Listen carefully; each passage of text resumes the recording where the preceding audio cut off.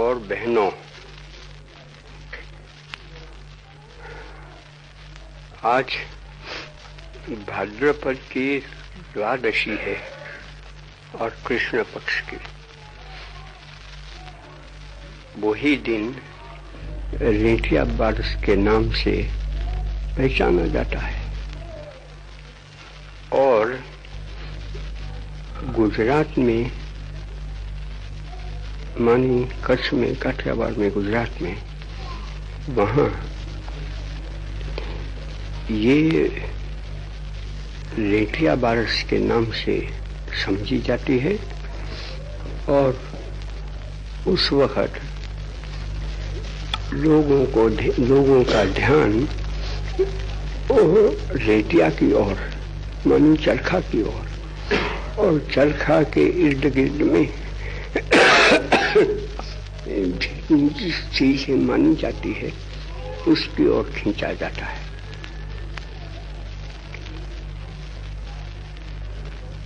आज मैं ऐसा समय नहीं पाता हूँ। वो तो एक सिलसिला चलता है पीछे, कोई छोड़ते नहीं है उसको, लेकिन मैं आज नहीं ऐसा समय पाता हूँ कि वो लेठिया द्वादशी को हम कोई उत्साह से पालन करें। उसका एक विस्तृत अर्थ भी मैंने उसको दिया है और हिंदुस्तान ने मान लिया कि चरखा है वो तो अहिंसा का प्रतीक है, उसकी निशानी है। आज वो निशानी तो गुम हो गई है। अगर वो निशानी रहती तो आज हमारे सामने जो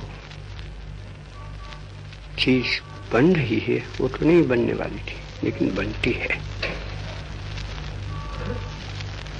फिर भी उसका स्मरण तो मैं आपको करा दूं।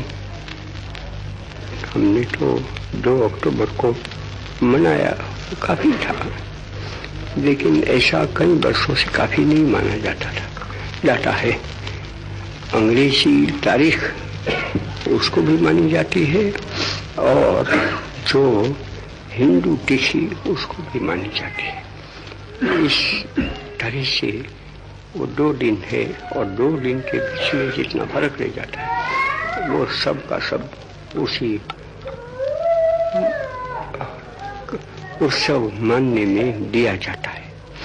लेकिन आज तक मैंने कहा ऐसा कोई मौका तो मैं पाता नहीं हूँ कि अगर दैवयोग से कोई भी ऐसा मान ले तो अच्छा ही है, 5 आदमी भी ऐसा मान ले तो अच्छा ही है। उसमें कोई अच्छा करना, वो करोड़ करे तो भी अच्छा है, लेकिन एक ही करे तो भी वो अच्छा तो होता ही है। इसलिए मैंने आप लोगों का ध्यान इस ओर खींचा है।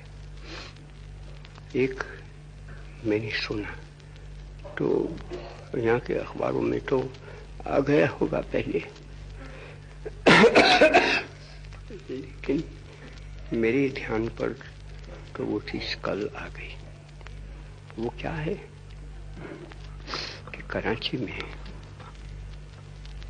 हमारे मंडल साहब हैं, वो पाकिस्तान की जो प्रधान मंडली है उनमें एक प्रधान है। ऐसा कहा जाता है कि वो हरिजन है, और हरिजन है तो भी है बंगाल के, तो भी उनको कायदे आज़म ने वो पाकिस्तान के प्रधान मंडल में स्थान दे दिया है। उन्हीं की सूचना से एक अभी बात बन गई है, उसमें दूसरे 2 जिनका नाम मैं भूल गया, वो शरीक हो गए हैं। सब के सब शरीक हुए ऐसा तो उसमें नहीं खोलता है, लेकिन वो तो दो हुए तो भी क्या, एक हुए तो भी क्या, लेकिन वो सर्कुलर तो निकल गया। क्या है कि हरिजन जितने हैं सिंध में रहते हैं उनको एक पट्टी रखनी चाहिए हाथ पर। वो पट्टी में ऐसा दिखा जाएगा कि ये हरिजन है, तो मानी अछूत है, अस्पृश्य है, कोई भी ऐसी संज्ञा लिखनी। और पीछे उसमें वो चांद है, बीज का चांद, उसका निशान बन दिया जाएगा। और पीछे बीज का चांद के साथ तो रहता है वो सितारा रहता है, वो उसको हाथ पर रखना ही चाहिए, जिससे पता चले कि ये तो अस्पृश्य है, इसलिए उसको कोई हलाक न करे, उसको कोई निकाल न दे। उसका लाजमी नतीजा मेरे पास आता है। वो अगर मेरे शक की ही बात है और नहीं है तो अच्छी बात है, नहीं है, लेकिन ऐसा आ ही जाता है उसमें से कि वो हरिजनों को तो वहाँ पीछे वो जो उनको नौकरी दी जाए वो करना है, और करना है पीछे वो मान लिया कि एक हरिजन ही रहे, सब के सब तो रहने वाले नहीं है, बाहर तो नहीं निकल गए हैं तो निकलने वाले हैं, ऐसा मैंने सुन लिया, मेरे पास खत वगैरह आ गए। लेकिन जितने रह जाएं उसको पीछे आखिर में इस्लाम ही कबूल करना है, ऐसा नतीजा आ जाता है। मेरे नजदीक वो भयंकर नतीजा है। एक आदमी दिल से वही सच्ची चीज से ऐसा मानकर इस्लाम लाता है या तो कोई भी धर्म कबूल कर लेता है तो उसी को तो मैं बलिहारी कहूंगा। सबको हक है। आज मैं अपने को सनातनी हिंदू मानता हूँ, कल मुझको ऐसा लगा कि सनातनी हिंदू धर्म में है क्या, और तो बहुत बुरा बद्दा है, बहुत सी चीजें ऐसी है कि जो मैं पसंद नहीं कर सकता हूँ, लेकिन क्रिश्चियनिटी वो तो बड़ी भारी बात है, इसलिए मैं उसको कबूल करूँ तो मुझको कौन उसमें रोक सकता है। मेरे दिल में तो कोई लालच नहीं है कि मैं ख्रिस्ती हो जाऊंगा तो मेरी स्थिति को मैं और दुरुस्त करूंगा, आर्थिक स्थिति या तो कोई भी दुनियावी स्थिति है उसको मैं दुरुस्त करूंगा। वो तो मैंने अपने ईश्वर के साथ हिसाब निकाल लिया और ठान लिया कि मुझको ख्रिस्ती बनना है, तो पीछे सारी दुनिया मेरी मुखालफत करे तो भी मैं तो वही रहूंगा।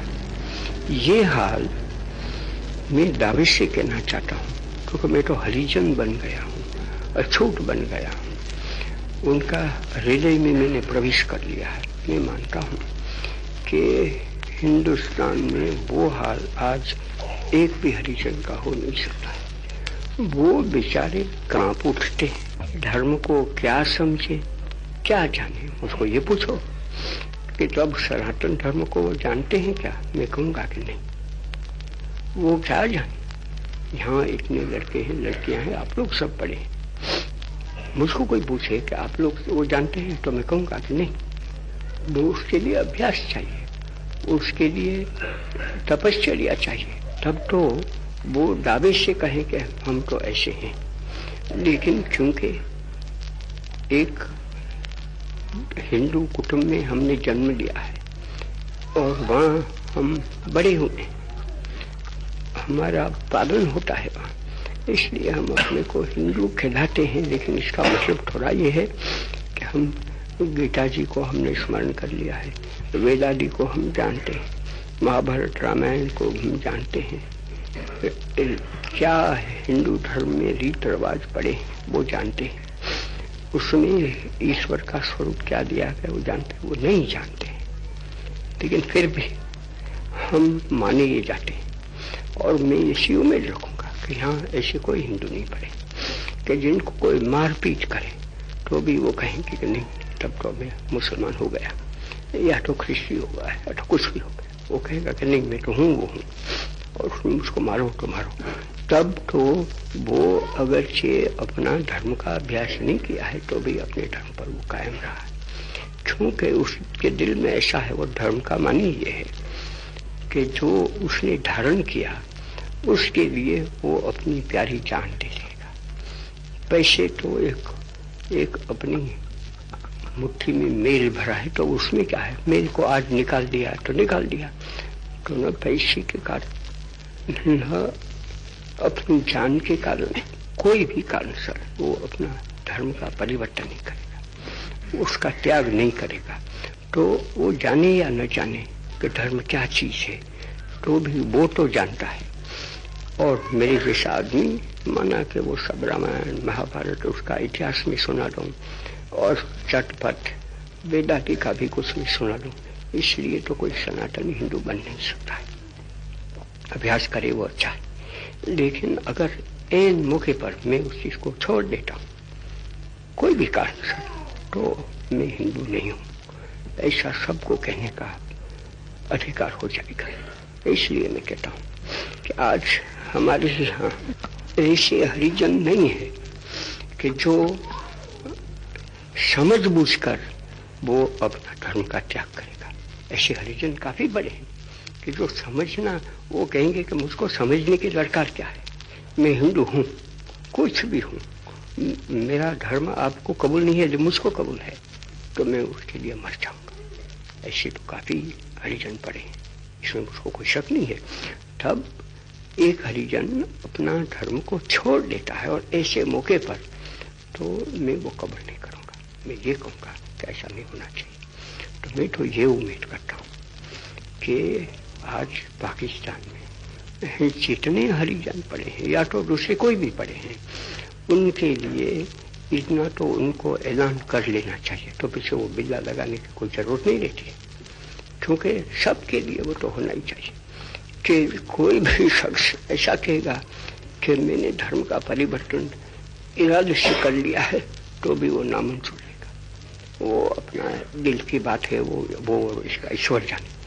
लेकिन पाकिस्तान की हुकूमत में कोई भी आदमी ऐसा दावा नहीं कर सकेगा कि उसने अपना धर्म का परिवर्तन जानबूझकर कर लिया है। ऐसा ही माना जाएगा कि वो कोई भी डर के वश होकर, मजबूर होकर उसने किया है। इसलिए किसी का धर्म का परिवर्तन यहाँ हो ही नहीं सकता है, ऐसा उनको कहना है। एक तो मैं आपको वो मेरे दुख की बात सुनाना चाहता था। पीछे दूसरी बात रह जाती है कि हमारे सामने दो त्योहार आते हैं और इसी महीने में आ जाते हैं। एक तो दशहरा, वो तो बहुत बड़ा बुलंद त्योहार है, उसको बहुत मानते हैं सारे हिंदुस्तान में हिंदू लोग, लेकिन उसकी महिमा बंगाल में बहुत अधिक है। मैं तो रहा हूँ बंगाल में, इसलिए मैं जानता हूँ कि दशहरा की क्या कीमत मानी जाती है। तो वो त्योहार आता है और ठीक 2 दिन के बाद बकरी ईद आती है। तो बकरी ईद का तो कौन नहीं जानता है हिंदू, कि जब बकरी ईद आती है तब हिंदू मुसलमान में जब कोई बड़ा वैमनस्य नहीं था, लड़ाई नहीं करते थे, तो भी दिल में कुछ ऐसा हो जाता था। सल्तनत जो अंग्रेजी थी उसको भी कुछ करना पड़ता था कि हाँ बकरी ईद के दिन में कुछ हो जाएगा, कोई हिंदू मुसलमानों के बीच में लड़ाई चलेगी। कोई भी मौका मिल गया, आखिर में गाय को काटी, गाय की सजावट की और पीछे उसको रास्ते में से ले गया हिंदू को उकसाने के लिए। तो ऐसा करें दशहरा में हम बहुत चीज कर लेते हैं, यहाँ भी होती है सब जगह पे, और बाजा तो बजने का ही, उस वक्त भजन कीर्तन तो होने का ही है, सजावट सबकी, औरतों की मर्दों की सब होने वाली है। नए कपड़े पहनकर गाड़ी पर कोई सवार होंगे, कोई घोड़ों पर सवार होंगे, वो सब करेंगे।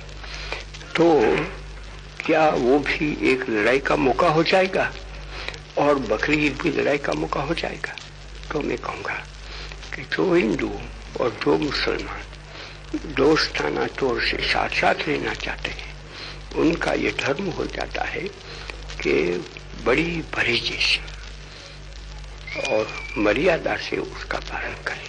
पालन तो करना है, करें, लेकिन एक दूसरों को गुस्से में लाने के लिए ऐसी चीज कोई ना करे कि जिससे सामने का आदमी गुस्से में आ जाता है। बगैर ऐसे सबब से आज हम गुस्से से भरे हैं, और गुस्से में जब आ जाते हैं तो एक की 10 बना लेते हैं। ऐसा तो यूं भी बन जाता है, तो पीछे ऐसे मौके पर हम क्यों करें। एक तीसरी बात मैं कह देना चाहता हूँ कि कल का दिन है वो जनूबी अफ्रीका में सत्याग्रह मनाने का है। यूं तो सत्याग्रह चल रहा है। आज हमारे भाइयों का केस वो यूनो के पास चला गया है। तो वहां तो सब जितनी ताकत पड़ी है पश्चिम की और अभी तो एशिया की भी हो गई, तो वो सब इकट्ठा होकर कर लेते हैं कुछ भी। तो हमारे तरफ से वहां लोग गए हैं, वहां वो उन लोगों को सुनाने के लिए कि देखो हम पर इतना होता है, इसके लिए आप इंसाफ करें। तो चंद दिनों के लिए खामोश भी हो जाते हैं, चंद दिनों के लिए करते भी हैं। तो हमारे भाइयों ने वहां इरादा कर लिया कि कल से होगा, करें, लेकिन उसकी शर्त का तो पालन करें। मेरे पर तार आ गया है, तो वहां तो आखिर में हिंदू मुसलमान सब, और उसमें ख्रिस्ती भी पड़े हैं, पारसी भी पड़े हैं, वो सब हिंदुस्तानी माने जाते हैं। ऐसा नहीं है कि एक नाम से माने जाते हैं, दूसरे नाम से सब हिंदुस्तानी हैं, और सब पर एक ही कानून है, सब पर वही जाए, सब पर वो काला निशान तो पड़ा ही है, उसके आंख पर वो लिखा है। शायद को लिखते तो नहीं है, लेकिन ऐसा है। इस तरह से वो सब रहते हैं, तो उनको मिलजुल कर ही सामना करना है। तो चल रहा है सत्याग्रह, उसमें भी वो लोग पड़े हैं। तो मुझको इसका तो कोई है ही नहीं कि वो न करें, उनको हक है, लेकिन हक तो तभी हो सकता है कि वो जो चीज चलाते हैं वो सच है, और वो उसमें अहिंसा को ही इस्तेमाल करते हैं। उसमें कभी कोई बेचा बात या तो बेचा काम तो हो ही नहीं सकता है, तब वो सत्याग्रह नहीं हुआ। सत्याग्रह वो कभी दुराग्रह तो बन ही नहीं सकता है। ऐसी जो कठिन शर्तें हैं, उस शर्तों का पालन करते करते वो लोग अपने मान के लिए, हिंदुस्तान के मान के कारण वो लड़ना शुरू कर दें, तो मैं कहूँगा कि उनको फतेह ही है। मैं क्या कहने वाला था कि तो ईश्वर उनको फतेह दे। मैं तो यही कहूँगा कि इस तरह से जो शुद्ध सत्याग्रह चलाता है, जिसकी मैंने शर्त आपको अभी सुना दी, इस तरह से वो करते हैं, तो उसी में वो सत्याग्रह पेट में ही फतेह लिखी है। ऐसा समझकर जब मैं वहां था तब सत्याग्रह चलाया था, और वो सत्याग्रह चलाने में मैं बना। 20 वर्ष की बात है ना, 20 वर्ष तक वहां में रहा, और वही सत्याग्रह इसी शर्त का पालन से यहाँ हमने शुरू किया। तो अभी दुनिया कहती है, हमारे कहने की कोई जरूरत नहीं रहती है कि वो सत्याग्रह हमने चलाया हिंदुस्तान में, उसमें पीछे भली बुरी बातें तो कर लेते हैं, 40 करोड़ में वो दूसरी बात है, लेकिन इसकी वजह से हमको आज़ादी मिल गई। हमेशा आज़ादी पाते हैं तो वो तलवार का युद्ध होता है और पीछे जो हमारा सामना करता है उसको शिकस्त मिल जाती है और पीछे हम उसमें जीत गए ऐसा कहते हैं तो हार जीत का सौदा हो जाता है। हमने तो ऐसा सौदा न किया, हार जीत की बात नहीं थी। अंग्रेजी हुकूमत ने अपने आप ये काम किया, पीछे उसको उसमें हेतु मलिन था और ऐसा था, उसमें तो मैं तो कभी चाहता ही नहीं, वो मैं क्यों चाहूँ, अच्छा काम है उसको मैं अच्छा कहूँ, स्वेच्छा से करते हैं तो मैं कहूँ कि स्वेच्छा से किया। उसमें एक ऐब तो रह गई है, वो दोष तो ये है कि हिंदुस्तान के 2 टुकड़े बन गए और 2 हुकूमत भी एक आज तो एक दुश्मन जैसे बन गई, न हो न रहे और कभी आपस में लड़ाई न करें, लेकिन ऐसा सामान बन रहा है आज हिंदुस्तान में कि जिससे मैं कोई समझ नहीं सकता हूँ कि बाकी क्या होगा, लेकिन है हमको समझ मिल जाए और हम समझें कि इससे तो हमारा मुल्क को हम हार बेचेंगे। दूसरी बात तो हारने की तो छोड़ दो, लेकिन मुल्क को हार बेचना धर्म की बाजी है, उसको कमाकर बेच जाना, ऐसा समझकर ईश्वर सबको ज्ञान दे और पीछे हम सीधे हो जाएं तो बड़ी अच्छी बात है। नहीं होते हैं तो पीछे वो धब्बा उस सल्तनत को लग जाता है, इतना तो मुझको है सही, क्योंकि वो ऐसे 2 प्रतिस्पर्धी हुकूमत एक ही संस्थान में कैसे रह सकती है, वो मेरा ज़हन नहीं सब कबूल करता है, लेकिन उसको दोहराने से हमको फायदा क्या है। मैं तो इतनी ही बात जो मैं कहना चाहता था आपको वो कह दी, इससे हमारा काम काफी हो जाता है। लेकिन ये मैं कहूँ, मैंने कही तो ये चीज तो उस सिलसिले में कह दी है ना कि साउथ अफ्रीका के लोग जो पड़े हैं उनको तो सावधान होकर काम करना है, और यहाँ जो दोनों हुकूमत है वो दोनों हुकूमतों को उनके जो हमारे भाई लोग वहाँ पड़े हैं उनको पूरा उत्साह दिलाना है और पूरा उत्तेजन देना है। बस हो गया।